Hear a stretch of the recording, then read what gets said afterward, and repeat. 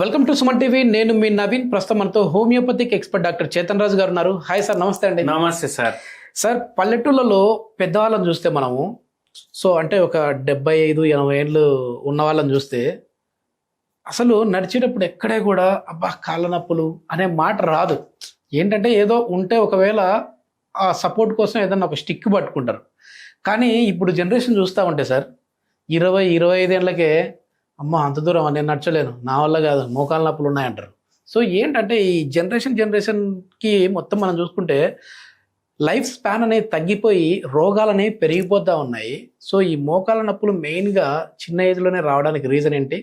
అదేవిధంగా bone strength పెరగడం కోసం హోమియోపతిలో ఎట్లాంటి మెడిసిన్స్ ఉన్నాయి? ఒక పేషెంట్ వచ్చారు మన దగ్గర మోకాళ్ళ నొప్పుల ప్రాబ్లం తోటి. ఏజ్ ఏమో 52 ఏండ్లు. ఓకే. ఫీమేల్ పేషెంట్ ఉండేవాయి. ఆ అమ్మ మొత్తం బాధలు చెప్పుకునేటప్పుడు ఎంతసేపు చెప్పుకున్నారు, ఎంతసేపు బయట వెయిటింగ్ చేసిండ్రు. ఏం చేస్తుండే తెలుసా? ఇట్లా కూర్చొని వాళ్ళ బాబుతో మాట్లాడేటప్పుడు మసాజ్ ఇట్లా మోకాళ్ళకి మనతో మాట్లాడేటప్పుడు కూడా ఇట్లానే నడుస్తూనే ఉంది. అయితే ఏందమ్మా ఇట్లా నేను ఆపేసినాను అంటే నాకు నొప్పులు పెరుగుతున్నాయి. Okay okay. ఆపేసినాను అంటే నొప్పులు పెరుగుతున్నాయి నాకు. ఇట్లానే ఉంటా మొత్తం రోజు. ఇదే నా పని. టీవీ చూడడం, ఇది చేయడం, ఛానల్ మార్చడం, ఇది చేయడం. అది ఆపితే నాకు నొప్పి పెరుగుతుంది. గ్రేడ్ 3 ఆస్టియోఆర్థరైటిస్ ఉండే. Okay okay. అయితే వీళ్ళు 5 ఉంటారంట ఇంట్లో. 5 ఇంట్లో ఉంటే వాళ్ళ ఇల్లు మొత్తం ఎక్స్పెన్సెస్ నెలకు ఎంత ఉండాలి? మినిమం తక్కువ అన్న ఒక 15-20 వేలు అనుకోండి. 20 అంటే అన్ని రావాలి. పిల్లలు, బట్టలు, మళ్ళా పుస్తకాలు, తిండి గిండి, బయటికి పోవడం, ఇంటికి రావడం, కార్ ఖర్చు, బస్ ఖర్చు అన్ని మొత్తం కలిపి 1 లక్ష వస్తాయి కదా. వాళ్ళకు 15 లక్షలు అవుతుందంట. 15 లక్షలు. వాళ్ళ లైఫ్ స్టైల్ ఎట్లా ఉంది భయ్? పెద్ద ఇల్లు. మనం పెట్టుకునే దాన్ని బట్టి సార్. ఎందుకంటే ఇప్పుడు 20,000 జీతం సంపాదించేటోళ్ళు కూడా 15,000 ఖర్చు పెట్టుకుని 5,000 మిగిలించుకుంటా ఉన్నారు. ₹1,00,000 వచ్చేటోడికి సరిపోవట్లేదు. అయితే ఏంది, వాళ్ళు రెగ్యులర్ అయిపోయారు, జర తగ్గినాయి వాళ్ళకు. అయితే అప్పుడు ఓపెన్ అప్ అవుతారు కదా పేషెంట్లు, జర ఫ్రీ అవుతారు. ఇంటికి ఇంటీరియర్లకు 8 కోట్లు పెట్టిరంట. 8 కోట్లు. 8 కోట్లు అంటే ఒక బండ ఈ గోడకు పెట్టాలంటే ఆయన ఏడికో జపానో జర్మనీకి పోయి అక్కడ నుంచి తీసుకొని వస్తారు, పెడతారు. అంటే ఇప్పుడు షాక్ కదా మనిషి. అయితే ఇప్పుడు వాళ్ళు ఏదైతే బండ వేసిరు కదా ఇంట్లో, మళ్ళీ వాళ్ళు ఇల్లు బట్టి కూడా ఒక 7-8 ఏళ్ళు అయింది. బండ వేసిండ్రు కదా ఇంట్లో, ఆ బండ కూడా ఇంపోర్టెడ్ బయటికి వెళ్ళి మళ్ళీ వెట్రిఫైడ్. అంటే ఎంత షైనింగ్ ఉంటుంది, గ్లాస్ లాగా ఉంటుంది. ఓకే, గ్లాస్ లాగా ఉంటుంది. ఇప్పుడు వీళ్ళు ఉంటున్నారు దాంట్లో. నాకు అర్థమైందంటే అట్లాంటి బండల మీద నడిచినా కూడా మోకాళ్ళు అరిగిపోతాయి. కరెక్ట్ అన్నారు మీరు. ఇప్పుడు వాళ్ళకు ఎట్లా అంటే పూజా గదిలో చెప్పులు వేసుకొని పోవద్దు, వంట గదిలో చెప్పులు వేసుకొని పోవద్దు. అది వాళ్ళు మెయింటైన్ చేస్తున్నారు. లేడీస్ ఏం చేస్తారు? వంటలు ఎంతసేపు చేస్తారు? రోజు నిలబడి చాలాసేపు చేస్తారు. మార్నింగ్ ఒక 1.5 గంట చేస్తారు, మధ్యాహ్నం ఒక గంటన్నర, మళ్ళా నైట్ ఒక గంట. 4 గంటలు అయితే నిల్చొని ఉండాలి కదా బండరాయి మీద. ఖచ్చితంగా. ఇప్పుడు మీరు ఒకటి గుర్తు చేసుకోండి. మీ నాయన వాళ్ళ నాయన, మీ తాత ఎంత స్ట్రాంగ్ ఉంటుండే. అవును. మా నాయన వాళ్ళ నాయన కూడా ఫుల్ స్ట్రాంగ్, పత్తడిపోటు బాడీ ఉంటుండే వాళ్ళది. ఊరికాడ అన్ని పనులు చేసుకుంటా, ఎంత సౌకారు ఉన్నా, ఎంత గరీబుడు, సేమ్ లైఫ్ స్టైల్ ఉంటుండే వాళ్ళది. ఇప్పుడు ఇంటికాడ లోపట బండరాయి ఉంటుండే, ఈ టైల్స్ అయితే ఉండకపోతుండే కదా. అవును. మళ్ళా ఇప్పుడు ఈ టైల్స్ ఉంటాయి ఇంటికాడ అందరు. ఆ టైల్స్ అంటే అంత మీరు ఎంత ఎదిగితే, ఎంత డబ్బు ఖర్చు పెట్టి ఏదైనా లగ్జరీ అలవాటు మనం చేసుకుంటే మనకు అంత రోగాలు వస్తాయి. ఇప్పుడు ఈ బండరాయిలు ఊర్లో ఉంటాయి, వాళ్ళకి మోకాళ్ళ నొప్పులు తక్కువ ఉంటాయి. మీకు గమనించండి. నిజమే. ఎందుకు? మనం దాని మీద నిల్చున్నా, నడుస్తున్నా మనకు ఫిజియోథెరపీ అవుతుంది. మనకు ఆర్చెస్ ఉంటాయి మన ఫీట్లా, అంటే పాయింట్లు ఉంటాయి. Acupuncture points. అక్యుపంక్చర్ పాయింట్లు కాదు, మన బాడీ డిజైనింగ్ ప్రకారం పాయింట్లు ఉంటాయి. ఆ పాయింట్లు ఏం చేస్తాయి? ఏ కాడ ఎంత వెయిట్ పడాలి. Okay okay. దేవుడు అట్లా డిజైన్ చేసింది మన బాడీని. దేవుడు అట్లా డిజైన్ చేసింది మన బాడీని. మనం ఏం చేస్తాం? ఇట్లా పాలిష్ బండలు వేసుకొని టైల్స్ అనే దానికి పేరు పెట్టి, వెట్రిఫైడ్ అని పేరు పెట్టి, అవి టెంపరేచర్ కూడా దాన్ని చక్కగా ఉండదు. ఇప్పుడు మన బండరాయి ఉంది అనుకోండి, ఉమ్, ఉమ్. అట్మాస్ఫియర్ టెంపరేచర్ ఎట్లుంది ఆ బండరాయి టెంపరేచర్ కూడా జర సిమిలర్ ఉంటుంది, అనివేర్ ఉంటుంది దాని సర్ఫేస్ కూడా. ఇక్కడ చలికాలంలో మరీ చల్లగా అయిపోతాయి, వేడి కాలంలో ఇంకా వేడిగా అయిపోతాయి ఈ వేరేవి కొత్తవి. అయితే దానివల్ల కూడా మన వెయిట్ డిస్ట్రిబ్యూషన్ ఎట్లయితే ఉండాలి పాదాలకు అది చేంజ్ అయిపోతుంది. దాంతో పాదాల్లో స్వెల్లింగ్, మోకాల్లో నొప్పి, ఈ ఉంటాయి కదా హిప్ జాయింట్స్, ఈ చిప్పలు పాడవడం ఇట్లా అవుతుంది. సో ఈ పేషెంట్లో కూడా అట్లా అయింది. ఇప్పుడు మనం ఇప్పుడు చూడండి చిన్న పల్లెటూరు అనుకోండి, అక్కడ మోకాలు నొప్పి పేషెంట్లు తక్కువ ఉంటారు.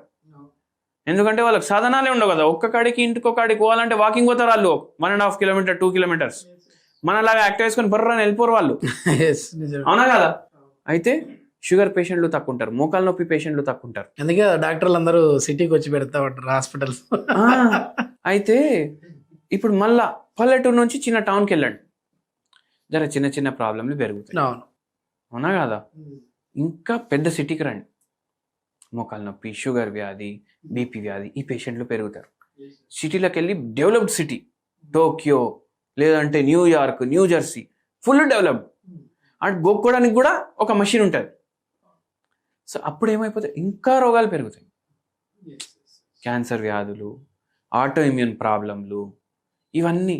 ఎంత డెవలప్మెంట్ అవుతున్నాం మనం, మన శరీరానికి అంత హాని చేస్తున్నాం, సింప్లిసిటీ మనం లీడ్ చేస్తలేం. మళ్ళా ఈ టైల్స్ ఉన్నాయి అంటే మళ్ళీ యాక్యుప్రెషర్ చెప్పులు వేసుకుంటాం. మనకు ఫ్రీలా బండరాయి మీద యాక్యుప్రెషర్ అవుతుండే కదా, మట్టిలో నడిస్తే యాక్యుప్రెషర్ అవుతుంది కదా, మళ్ళీ చెప్పులు ఎందుకు మనకు, అవునా కదా.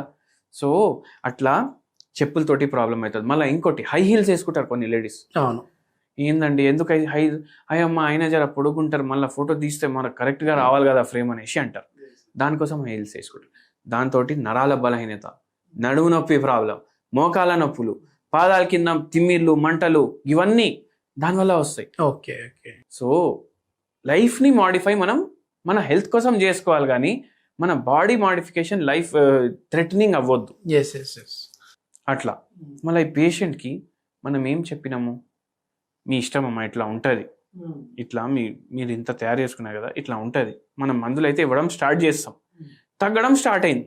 ఓకే, తగ్గడం స్టార్ట్ అయినాక ఏందమ్మా మళ్ళా బండ అది ఏంది సార్ మీరు అది అన్నారు కదా అట్లా మళ్ళీ కోట్లు పెట్టించి బండలు వేయించడం, మళ్ళీ ఏం చేసినామంటే ఏం లేదు సార్, ఇప్పుడు నేను పూజ గదిలో పోగానే కింద కూర్చుంటా, మ్యాట్ వేసుకొని కూర్చుంటా. ఇప్పుడు వంటింట్లో పోతలేను, నేను చెప్పులు వేసుకొని ఉంటున్నా ఫుల్ డే. Okay okay. మళ్ళా మీరు ఇచ్చిన మందులు వాడుతున్నా, అండ్ ఆపరేషన్ కూడా చేయించుకుంటలేను. మీ మందులతోటి నాకు మంచిగా తగ్గింది, ఆపరేషన్ కూడా చేయించుకుంటా. వాళ్ళకి ఒకటి చెప్తా సార్, మన దగ్గర ఒక వారం తర్వాత ఆపరేషన్ చేసుకుందామని అనుకునేటోళ్ళకు కూడా నొప్పులు తగ్గినాయి. కానీ నేను ఒకటి చెప్తా, మనము ఎంఆర్ఐ కానీ ఎక్స్రే కానీ సిటీ కానీ ఎప్పుడు చేపిస్తాం, మనకి డిసీజ్ ముదిరింది అని తెలిసినప్పుడు, డాక్టర్లు రెఫర్ చేసినప్పుడు ఎప్పుడు రెఫర్ చేస్తారు. మనకు పరేషాని దానివల్ల వస్తుందంటే మనం డాక్టర్ దగ్గర పోతాం.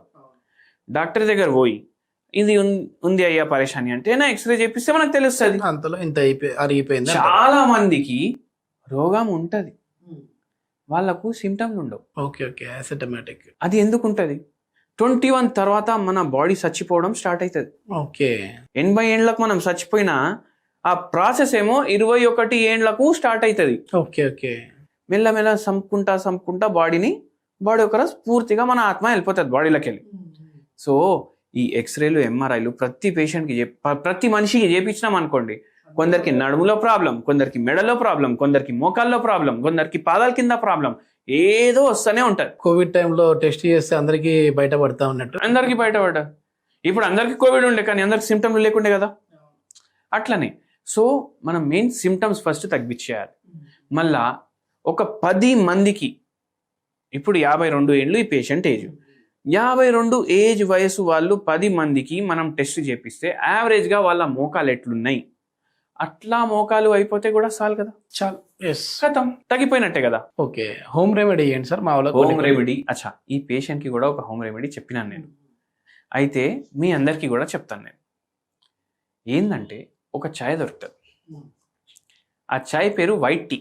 వైట్ టీ, వైట్ టీ అంటే ఏంటంటే మన టీ లీవ్స్ ఉంటాయి కదా, దాంట్లోనే ఒక రకం. ఓకే, దీంట్లో యాంటీ ఆక్సిడెంట్లు ఫుల్ ఉంటాయి.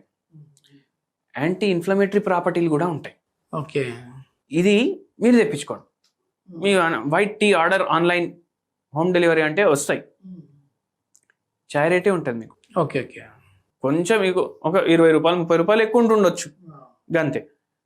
గ్రీన్ టీ ఉంటుంది కదా, గ్రీన్ టీలో హెల్త్ బెనిఫిట్స్ ఉంటాయి కదా, దాంట్లో ఎన్నో తరాలు ఎక్కువ హెల్త్ బెనిఫిట్ దీంట్లో ఉంటుంది వైట్ టీలో. Okay okay. Anti inflammatory properties, analgesic properties ఉంటాయి. అండ్ వీటితోటి మోకాల నొప్పుల్లో జర రిలీఫ్ ఉంటుంది, మీకు రిలీఫ్ మాత్రం ఉంటుంది. అయితే ఇప్పుడు గ్రీన్ టీ ప్రిపరేషన్ ఎట్లా చేసుకుంటారు? నార్మల్గా మీరు డికాక్షన్ తయారు చేసుకుంటారు కదా, గట్లనే తయారు చేసుకోవాలి. తయారు చేసేటప్పుడు ఇంత పసుపు కొమ్మ దాంట్లో దంచేసి వేసేయాలి, అది white tea. Okay okay. White tea మామూలుగా కూడా తాగొచ్చు మీరు, కానీ వైట్ టీ తయారు చేసుకునేటప్పుడు మీరు జర పసుపు కొమ్మ వేయండి దాంట్లో. యాంటీసెప్టిక్, యాంటీబయాటిక్, మళ్ళా ఎనర్జెసిక్, సో ఎన్హాన్స్ అయిపోతుంది. అది తాగి మీరు వచ్చి కమెంట్ చేయండి వారం తర్వాత ఎట్లా. నిజంగా చాలా మంచి ఇన్ఫర్మేషన్ సార్. ఏంటంటే మన లైఫ్ స్టైల్ అనేది ఏదో మనం టెక్నాలజీ వెనకాల పరిగెడుతూ మనం ఇంకా కొంచెం అభివృద్ధి పరంగా ముందుకు వెళ్తా ఉన్నాం అనుకుంటాం, కానీ బాడీని మాత్రం తగ్గించేసేస్తా ఉన్నాం, దాని పనితీరుని తగ్గించేసేస్తా ఉన్నాం, కాబట్టి ఈ రోగాలన్నీ వస్తూ ఉన్నాయి. ఎస్, థ్యాంక్ యూ అండి. Thank you.